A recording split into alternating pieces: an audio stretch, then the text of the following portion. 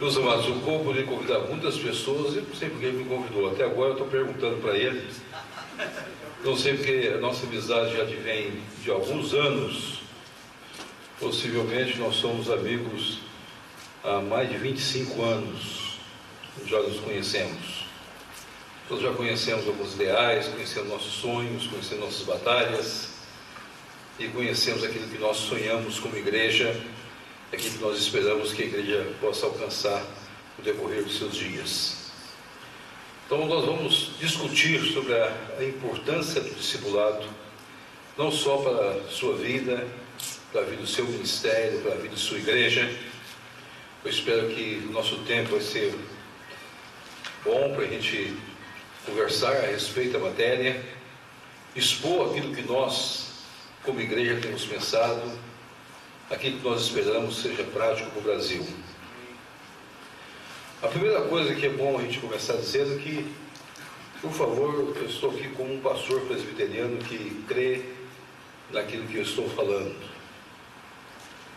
Aí alguns irmãos podem perguntar, e a igreja presbiteriana no seu todo, ela adota o CAL? Não. Você não consegue colocar numa igreja uma mudança radical de uma vez. Você consegue colocar aos poucos. Nada muda de uma vez. Você não muda um transatlântico de uma hora para outra. Você muda conceituações e conceitos no decorrer da história. E um dos grandes conceitos que nós temos procurado mudar foi o conceito de pastorado da igreja presbiteriana. A igreja não é mais conduzida por alguém que, de fato, imprime o sentido do presidencialismo, ou traz consigo a ideia de moderador, mas a igreja é pastoreada. Nós somos pastores, nós pastoreamos a igreja. E dentro desse sentido, é quase usando o discipulado, que é a mesma ideia que você vai pastorear a sua igreja. Você vai conviver com a sua igreja. Você vai sentir suas dores. Assim nós convivemos com nossos presidentes síndios, convivemos com a igreja presbiteriana no Brasil todo, de sul a leste e do oeste. Então não é uma decisão da igreja ainda, oficial, do CAL-C, da nossa igreja. É um sonho que um dia nós vamos alcançar. E é um sonho que eu sonho junto com o povo. E nós estamos trabalhando nisso. Quando eu tive a oportunidade de fazer o CAL na Coreia, eu voltei entusiasmado de ver as oportunidades que nós poderíamos ter para o Brasil. E as novidades que nós poderíamos ter para o Brasil. Foi aí que nós começamos um novo trabalho, nova visão, nova participação e a possibilidade de fazermos um acordo com a igreja de Sanã, para que administrasse o CAL no Brasil, para nós brasileiros, até um dia que, pela graça de Deus, nós pudéssemos, de fato, assumir o CAL. O grande sonho nosso é ter um CAL brasileiro. Ainda vai alguns anos pela frente. Mas esse é o sonho. Esse é o propósito. A igreja vai fazer suas adaptações, a igreja vai aprender com o CAL, estamos aprendendo dia a dia, estamos estudando, estamos trabalhando. E nós precisamos entender os princípios.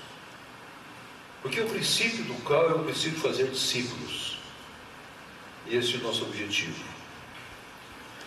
Se os irmãos olharem o primeiro texto que nós temos, que é o texto de Mateus capítulo 28, que está ali, Jesus, aproximando-se, falou-lhes, dizendo: toda autoridade me foi dada no céu e na terra.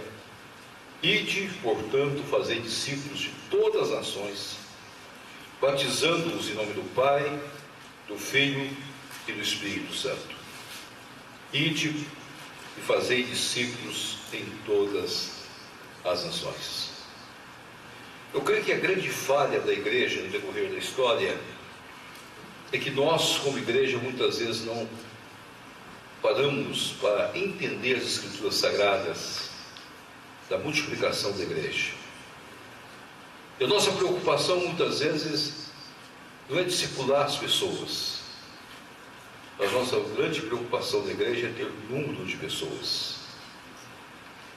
Então a primeira coisa que nós precisamos mudar a nossa mentalidade é que o discipulado vai impor em nós que o crescimento é mais lento, mais demorado, mas é perene e mais direto no decorrer dos anos. Fazer discípulo é muito mais difícil do que batizar pessoas. Fazer discípulo gasta tempo. E a igreja vai crescendo lentamente. Vai crescendo com conteúdo. Vai crescendo de acordo com aquilo que nós cremos, de acordo com aquilo que nós adotamos nas nossas vidas. A importância do discipulado, na realidade nossa, na vida da igreja, é que nós precisamos compreender que o discipulado e o CAL é uma ferramenta de trabalho que nós vamos ter nas nossas mãos. Ela não é um fim em si mesmo. Ela não é ela que vai resolver todas as nossas coisas. E eu gostaria, começando dizendo o seguinte: não há nada entre o discipulado e aquilo que nós cremos teologicamente. Algumas pessoas começaram a dizer que nós estamos destituindo a nossa teologia. E eu continuo sendo calvinista. E é interessante que as igrejas que adotaram o CAL, criaram o CAL, são igrejas calvinistas. Eu continuo crendo que Deus é que faz a obra, que Deus que realiza todas as coisas, e que Deus é que ministra tudo de acordo com a vontade soberana dele. Agora, eu tenho uma ferramenta nas minhas mãos. Eu tenho algo que eu possa usar, e que preciso usar, dentro daquilo que creio que Deus, na sua graça, no seu poder, realiza para nós. Então, meu querido, quando alguém falar com você que você precisa deixar de crer nas suas doutrinas, mudar o seu arcabouço doutrinário, mudar o seu conhecimento básico daquilo que de fato é a soberania da graça do Senhor, isso não é CAL, isso não é discipulado. Discipulado, na sua origem, traz consigo a nossa teologia, aquilo que nós cremos, aquilo que nós adotamos, e todos os princípios de uma doutrina e de uma teologia reformada que nós podemos estabelecer nas nossas vidas. Então ele não mexe com a nossa doutrina, ele mexe com a nossa mentalidade. É uma mudança de atitude das nossas vidas pastorais. Porque agora, como pastor, eu vou ter a obrigação de me descobrir para as minhas ovelhas. Eu creio que o grande pavor que algumas pessoas têm do CAL é que o CAL mexe na estrutura daquilo que nós passamos a vida toda pensando que nós, pastores, nós, líderes, nós temos nossa vida separada. Agora, quando você entende os princípios do discipulado, você vai ter que descobrir que fazer discípulo é mostrar a sua vida, é mostrar o que você é. Você vai instituir o seu eu, instituir a sua própria pessoa. E naquele instante isso traz um pavor para nós. Então é mais fácil fugir do CAL dizendo que ele fere a doutrina. Não, ele não fere a doutrina. Ele não mexe com a soberania de Deus. Ele não converte ninguém. Ele não gera pessoas. Ele não é um ato pragmatista em que eu posso colocar números a alcançar dia após dia. Não, é Deus que faz todas as coisas de acordo com a vontade soberana de Deus. Mas ele mexe conosco. E no instante que eu começo a sentar com as pessoas, a conversar com elas a respeito da vida, eles vão olhar também a minha vida. A minha vida vai estar exposta. Eu vou ter de abrir meu coração. E eu passo a ser conhecido. Que muitas vezes nós não queremos nos conhecer. E não queremos mostrar. Então a grande vantagem que eu vejo do CAL é que o qual leva a igreja a se identificar mais com o seu pastor, com a sua liderança, e a descobrir os seus sonhos, os seus desejos, as suas paixões e as suas motivações para fazer a obra. A outra coisa que eu vejo que é importante no CAL também, que gostaria de parar um pouco com os irmãos, é que o CAL, na sua estrutura, o discipulado na sua estrutura, leva-nos a entender a nossa dependência cada vez maior de Deus. E não só quebranta o homem, mas leva o homem a compreender a importância de uma vida diante de Deus. Paulo gerou Onésimo na cadeia. O que impressionou Onésimo da pessoa de Paulo? A Bíblia não fala para nós, mas eu creio que impressionou Onésimo na vida de Paulo era ver o quebrantamento daquele homem na cadeia. O que impressionou o carcereiro de Filipos? E viu as cadeias sendo rompidas. Não foi o cântico de Paulo, que possivelmente ele nem teria ouvido o cântico. Mas o que impressionou foi que Paulo não fugiu. E se nós estamos aqui, a sua dependência de Deus, e o seu desejo de falar de Deus numa situação difícil, estando na cadeia. O que impressiona uma vida é a sua vida com Deus. Ser discípulo, você é o primeiro discípulo de Deus. Agora, você vai gerar discípulos diante do Senhor. Leva a sua vida a ter mais quebrantamento, mais estrutura, mais busca total, diária e constante com o Senhor. Nosso grande problema é que nós muitas vezes não temos gastado tempo com Deus. Nosso a sós com Deus muitas vezes é tão rápido. E agora eu preciso sentar com meu irmão que está nascendo na fé, que está na igreja. Eu quero que seja um líder da igreja, ensinar para ele que ele pode resolver os seus problemas aos pés do Senhor. Mas se eu não tenho intimidade com Deus, como eu posso falar de Deus para ele? Meu querido, que se você sair daqui pensando em fazer discipulado, eu sei que você vai ter uma vantagem a mais. Você vai ser melhor crente a partir de hoje. Mesmo que você não faça nada na sua igreja, você vai ser melhor crente. Que não há como fazer discipulado sem ter uma vida mais íntima com Deus. Gastar tempo aos pés do Senhor e aprender e compreender os grandes milagres de Deus.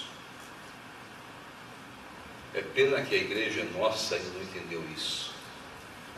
Os grandes milagres de Deus. E quando nós temos tempo com Deus, nós vamos compreendendo o que Deus vai fazendo e fazendo as vidas. Então, quando você vai fazendo o seu discípulo, você não está moldando ele ao seu caráter, você está moldando ele no caráter de Deus. Ele vai crescer segundo o caráter de Deus. No passado, quando nós começamos o ministério, usávamos uma palavra que hoje não se usa tanto mais. Nós vamos criar crentes maduros em Cristo Jesus. E à medida que esse crente vai compreendendo isso, ele vai querer fazer discípulos. Ele vai descobrir que essa palavra não é só para ele. Ele tem que repartir essa palavra. E aí que a igreja multiplica. Você trabalha a pessoa, e a pessoa sente que tem que trabalhar a outra. Se você trabalhar somente um grupo e passar a sua vida toda trabalhando no grupo e aquele grupo não fizer mais nada, você não alcançou o entendimento discipulado. Você vai ajudar a pessoa a compreender que na sua vida ele tem que ter a obrigação de gerar mais vida. O que isso traz de importância? Outro ponto que eu gostaria de dizer para você. O discipulado nos ensina a interessar por pessoas. A interessar por pessoas. É uma mudança totalmente radical de mentalidade. Muitas vezes a igreja interessa pelos dízimos das pessoas e não pelas pessoas. E quando você começa a se interessar por pessoas, daí a pouco ele vai entender que ele tem que ser fiel. Isso é o inerente do crescimento espiritual dele. Eu sou pastor de uma comunidade, de uma igreja. Nós começamos com um grupo pequeno. Nós tínhamos mais ou menos 60 pessoas há 31 anos atrás. Nós já organizamos uma filha. Hoje nós somos com em torno de 1.100 pessoas na igreja. Uma cidade de 80 mil habitantes. Uma realidade do Brasil, uma realidade totalmente diferente de uma realidade comum nossa. Nos últimos anos eu não tenho praticado o que eu sempre sonhei. Porque dentro das muitas atividades eu senti que se Deus havia me chamado para assumir um cargo na IPB, deveria assumir para tentar imprimir uma nova oportunidade nos nossos pastores. Mas o discipulado nos ensina também a interessar por pessoas. Pessoas possam ser o nosso alvo, e o nosso grande alvo. Eliseu mostrou isso muito claro no seu ministério. No Velho Testamento você vai encontrar a figura de Eliseu, que ele foi um homem diferente na Bíblia. Um dos homens mais diferentes das Escrituras Sagradas que nós temos, e quase um tipo de Jesus, Eliseu. Ele conviveu com os dramas das pessoas. Eu tinha um interesse muito particular pelas pessoas e pelos seus discípulos, ao ponto de ir com eles buscar madeira. E Eliseu tinha um dado interessante quando via os problemas. Ele não olhava os problemas como problemas. Ele olhava as lutas como soluções. Quando o jovem deixou cair o machado e veio correndo dizendo: o machado caiu no rio, agora e ele é emprestado, nós estamos diante de um grande dilema, que nós não temos machado e ele está no rio. E naquele momento Eliseu disse: onde ele caiu? Eliseu não foi o homem que disse para o moço: você errou, você fez isso, você fez aquilo. Não. Você deve achar a solução. Meu interesse é tratar você. Eu sei que aquele moço ia sair de lá pensando: que mestre diferente é esse, que ensina para mim que mesmo nas duras lutas o milagre acontece. Então o discipulado ele se torna importante nas nossas vidas quando ele muda cada um de nós a vida das pessoas de maneira diferente. Você vai passar a ver as suas ovelhas, o seu rebanho, o seu ministério, o seu trabalho. E eu vou colocar um ponto aqui que pode ser difícil para vocês. O discipulado começa em casa.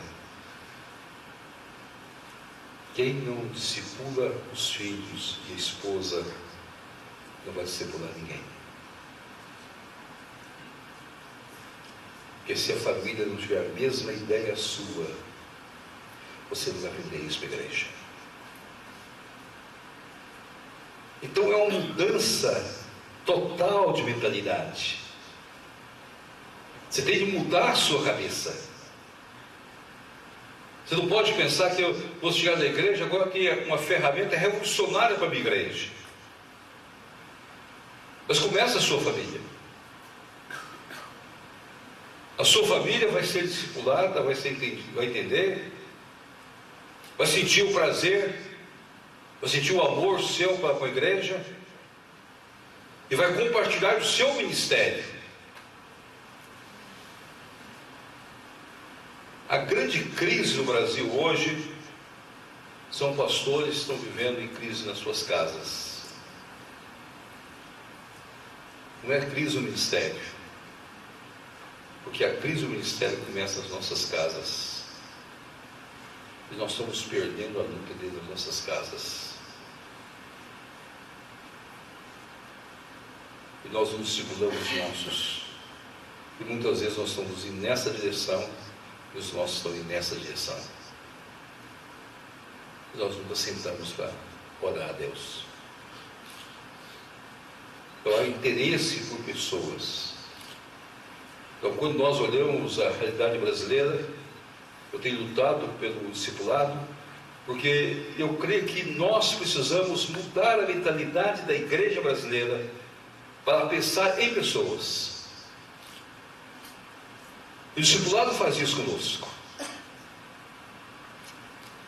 Ele faz nós entendermos a importância das pessoas. E não simplesmente um número a mais. Um volume a mais. Um recurso a mais. Um algo a mais. Outra coisa que eu gostaria de colocar também, que eu vejo da importância do discipulado, é que o discipulado é uma ferramenta que não precisa mudar a estrutura da minha igreja. Aqui eu estou falando da igreja presbiteriana, você se aplica em qualquer igreja. Você não precisa mudar a estrutura da sua igreja. O movimento de células, eu gostaria de fazer essa comparação, o movimento de células exige você mudar a estrutura da sua igreja. Mas os pequenos grupos, no Brasil nós adotamos mais pequenos grupos, não exige você mudar a estrutura da sua igreja. Você pode ter a estrutura que você tem na sua igreja e adotar o seu trabalho. Primeiro você vai começar com um grupo pequeno, mas e o conselho da minha igreja? Depois você discipular toda a sua família, sua esposa, seus filhos, eles entenderem, vai discipular seu conselho. Gaste tempo com seus presbíteros. Forme de fato uma equipe.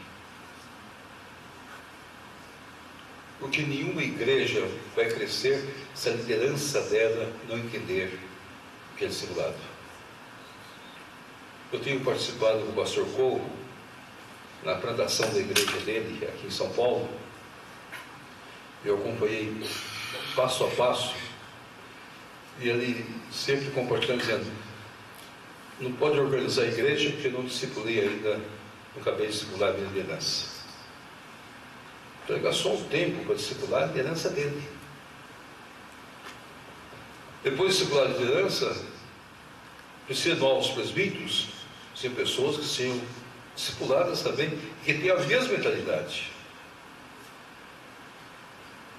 Agora, fazer discípulo não é fazer vaquinha de presépio. Por favor, entenda sempre isso. Você não vai despersonalizar a pessoa. Ele continua com ele é uma pessoa, deve ser respeitada como pessoa, deve ser respeitado os seus posicionamentos, mas agora ele tem uma mentalidade diferenciada para a obra de Deus.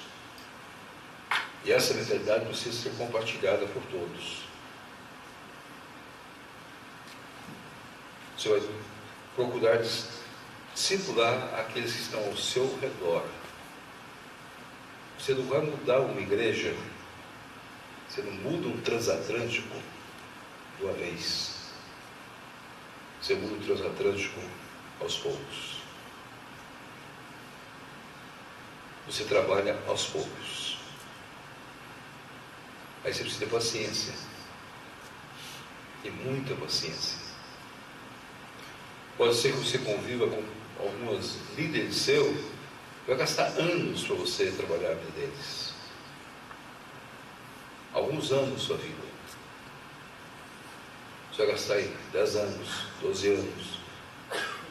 Se a sua igreja está começando, é muito fácil. Mas tem coisas que você vai conseguir mudar daqui a 20 anos, 30 anos. Por isso, eu defendo a tese, que eu acho que o Brasil deveria aceitar, é que os pastores deveriam casar-se com as suas igrejas. O maior erro pastoral é o pastor pensar em mudar rápido a sua igreja. O pastor deveria ficar na igreja o resto da vida toda. Pagar o preço das lutas, das alegrias, das bênçãos, das batalhas, das mudanças possíveis. Não é fácil. Mas nós muitas vezes no Brasil achamos que o bonito é o pastor ficar em 30 anos no ministério, 20 igrejas. Isso para mim é muito negativo. Se você pudesse ficar 30 anos numa igreja só, 40 anos numa igreja só, 50, mas com mudanças novas, sua igreja germinando, novas igrejas crescendo, desenvolvendo, fazendo discípulos. E só vamos conseguir uma mudança com o tempo. Mudança não se faz sem tempo, sem paciência e sem perseverança e sem horas de preparo. Você sabe aonde você quer chegar dentro do projeto de Deus. Você sabe o que você quer alcançar dentro do plano eterno de Deus. Você não tem dúvida daquilo que Deus colocou nas suas mãos. Então, meus queridos, se existe uma ferramenta importante hoje, eu creio que é o discipulado. Ele vai mudar, ele veio para mudar a nossa mentalidade. O pastor Ou, quando criou entendeu o discipulado, colocou em prática o discipulado, criou toda a estrutura do discipulado. Ele trazia uma nova visão para a igreja. Ele não vai mudar as estruturas que você tem. Nosso problema não é estrutura. A escola dominical está ruim, ou a escola bíblica está ruim. Não. A questão de uma escola dominical está ruim, ou a escola bíblica está ruim. Não é o problema. O problema é como nós encaramos nossas escolas dominicais e como nós encaramos nossas escolas bíblicas nas igrejas batistas ou em outra igreja. Como nós encaramos nossas reuniões de oração, como nós encaramos nossos cultos semanais, estudo de doutrina, e como nós encaramos nosso trabalho em grupos, nas casas, discipulando pessoas. Como nós estamos trabalhando isso. Este que é o ponto central nosso. Há muitas pessoas querendo lutar com a estrutura como se estivesse lutando contra moinhos de vento, como Dom Cervantes nos nossos dias. Eu tenho que desconstruir a estrutura total. Não. Nosso problema não é a estrutura. Nosso problema é a mentalidade. Eu vou dizer uma coisa para os irmãos, por favor, não entenda mal. Mas nós deixamos que o secularismo adentrasse as nossas igrejas. E nós fomos secularizando o nosso ministério. E nós estamos nos tornando profissionais da igreja. Até em horários. E quando nós encaramos o discipulado, nós descobrimos que nós somos servos. A primeira coisa é que eu sou servo. Eu não sou senhor. Porque agora eu tenho que respeitar. Eu tenho que entender o que eu estou aprendendo. E quanto mais eu estudo as Escrituras, mais eu descubro o projeto de Deus sobre a vida. E quando eu começo a repartir desse projeto de Deus, mais eu me quebranto diante de Deus. E mais eu entendo aquilo que Deus está colocando diante de nós com alvos maiores a ser alcançados. Eu vou tirando o secularismo. Eu vou tirando todo um pragmatismo que vai envolvendo. E eu vou descobrindo que eu tenho uma ferramenta que me ensina a quebrantar o meu eu. Então, por isso eu gostaria de deixar bem claro aos senhores: a igreja brasileira precisa de uma nova visão. Eu tenho orado por um novo avivamento, um novo quebrantar de vidas, um novo mover do Espírito Santo sobre a igreja. Mas para isso precisamos de nós. Quando Israel estava em crise para a reconstrução espiritual de Israel, Deus levantou um homem chamado Esdras. Esdras não construiu muros. Esdras não construiu templo. Esdras foi encarregado de reconstruir a vida espiritual do povo. E olha a figura de Esdras. Quando nós falamos da importância, eu gostaria que você olhasse logo do... Esdras só aparece no capítulo 8 do seu livro. Ele não aparece tão cedo. Ele não é um homem que logo vem, livro que leva o seu nome. Desculpa, no capítulo 7. Livro, capítulo 7 de Esdras. E quando ele coloca, ele começa, a primeira coisa que fala de Esdras: segundo a boa mão do Senhor. É um homem que tinha uma experiência profunda de ser dirigido por Deus. Então, fazer discípulo e ser dirigido por Deus. Depois Esdras tinha disposto o coração para buscar a lei de Deus, para cumprir e para ensinar. E logo ele vai formar a sua equipe. Logo os irmãos vão olhar, no capítulo 8, ele viu que a obra era grande. Trouxeram segundo a boa mão de Deus sobre nós um homem sábio, os filhos. Então, se você, meu querido, quer exercer esse trabalho, quer cumprir essa meta, quer fazer aquilo que Deus está colocando na sua vida, sai daqui sabendo o discipulado é importante. Sai daqui sabendo o seguinte: eu não vou precisar mudar a estrutura da minha igreja. Eu não vou lutar contra situações de moinhos de vento. Sai daqui sabendo que você vai ter que discipular você mesmo. Discipular significa abrir mão de você. Eu creio que esta vai ser a grande luta da sua vida. Possivelmente você vai sair daqui pensando: vou mexer com isso. Você vai ter que descobrir sua vida diante de Deus. Saia daqui sabendo que você vai trabalhar com grupos pequenos. Você está trabalhando a mudança de mentalidade. Trabalho mais difícil, mais árduo, mais pesado, mais consistente dentro do projeto de Deus. Saia daqui sabendo que você vai ter que estudar a Bíblia com as pessoas. Você vai ter que interessar pessoas.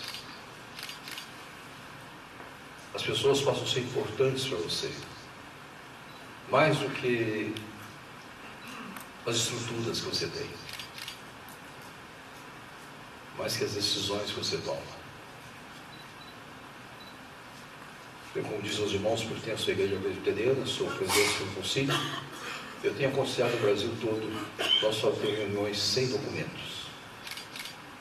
Um dos grandes problemas da IPB é que nós vivemos por documento. Se você não tem documento, você não fala. E muitas vezes nós não sentamos nos nossos concílios para ouvir os colegas. e ouvir contar das histórias de Deus. Nós perdemos tempo. Nós não gastamos tempo em oração. Porque se nós chamarmos um concílio pessoal para orar, vai dizer que nós estamos enfraquecidos. E nós não pastoreamos. Se um dia você vier ocupar qualquer cargo no seu concílio, lembre, você é servo. Você não é senhor. Deus o colocou ali para servir e para cuidar do rebanho dado pelo Senhor. Mude a mentalidade e trabalhe por mudanças. Pode ser que daqui a alguns anos a Igreja Presbiteriana seja toda tomada com um novo mover da graça, e que todos nós temos participado desse momento. Não simplesmente um ensino. Então não atrapalha a minha doutrina, não mexe com a minha doutrina, e uma ferramenta em que eu devo usá-la bem, para a glória de Deus, o louvor de Deus. Não é uma doutrina que é da Igreja Presbiteriana, não. O sonho nosso é que um dia a Igreja brasileira toda possa adotar o discipulado. Esse é o grande sonho nosso. Nós queremos mudar a mentalidade deste país nosso.